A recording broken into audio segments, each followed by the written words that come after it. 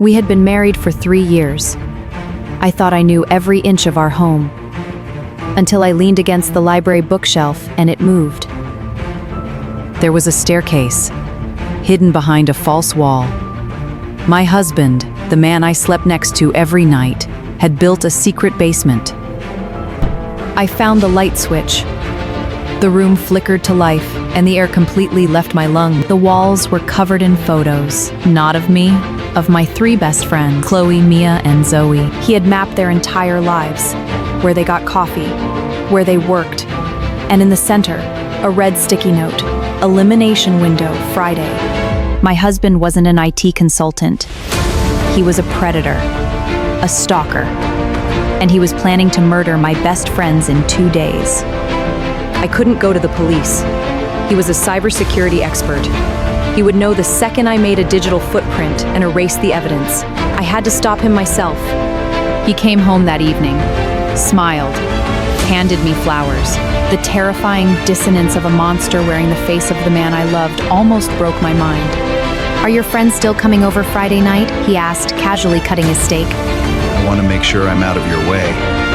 My blood ran cold. I didn't sleep. If I confronted him, he might hurt me.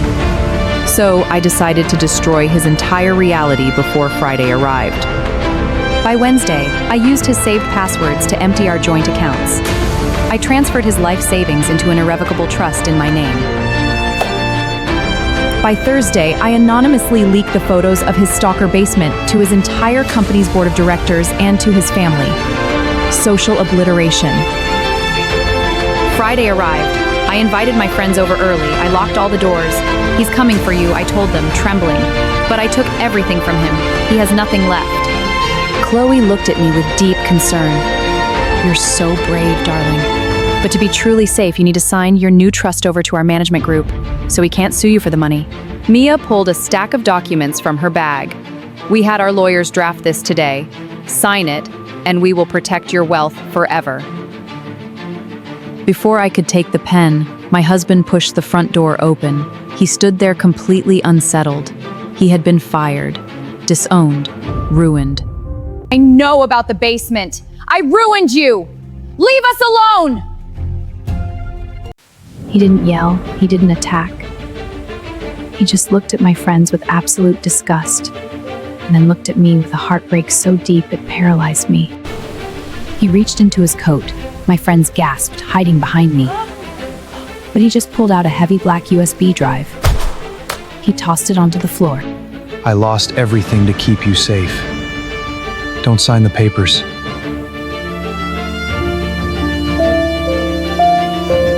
Silence filled the room. I stared at the drive. "Don't touch that, it's a virus." But I was faster. I snatched it up.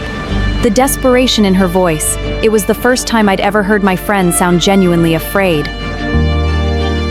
I plugged the USB into my laptop's USB port. The files weren't encrypted. They were titled "The Syndicate Evidence." I clicked the first audio file. It was a recording. Chloe's voice filled the room. "She's so naive. Once we alienate her from the husband, we drain the inheritance trust." My heart stopped. It wasn't a stalker's journal in the basement. It was a digital forensics board. He wasn't planning to murder them on Friday. Friday was the day he was going to turn his massive dossier over to the federal authorities. The elimination window was a legal takedown. I turned around. My 3 best friends weren't smiling anymore. The friendly masks were completely off. "He was too smart, but you did all the work for us. You bankrupted him, and you consolidated the cash. Now sign the paper." I had destroyed the only person in the world who truly loved me. He took my hatred. He let me ruin his life, just to get me away from them. But they underestimated one thing. I am the woman that brilliant man chose to marry. And I learned very fast. "You're right," I said, smiling softly. "I did all the work, which means I had his master passwords, including the dead man's switch he built." I double-clicked the script. That audio recording, I just blasted it to all of your other marks. Your wealthy fiancés, your investors, your families. Chloe's phone started buzzing, then Mia's, then Zoe's. They watched their entire high society grift collapse in real time. They didn't argue. They ran like the rats they were. Socially ruined, financially radioactive, hunted by the people they had scammed. I ran out into the rain, my silk blouse clinging to me. I had to find him. I had to fix the devastation I had caused. He was sitting at the bus stop down the street. Wet, cold, a man who had sacrificed his entire reputation for a woman who didn't trust him. He didn't gloat. He didn't say, "I told you so." He just pulled me up, wrapped his coat around me, and walked me back to the house we both owned. The loudest, friendliest people in your life are often the ones quietly destroying you. And your true protector, they will risk looking like the villain just to keep you safe. Subscribe for deeper stories. You are the most important in our stories.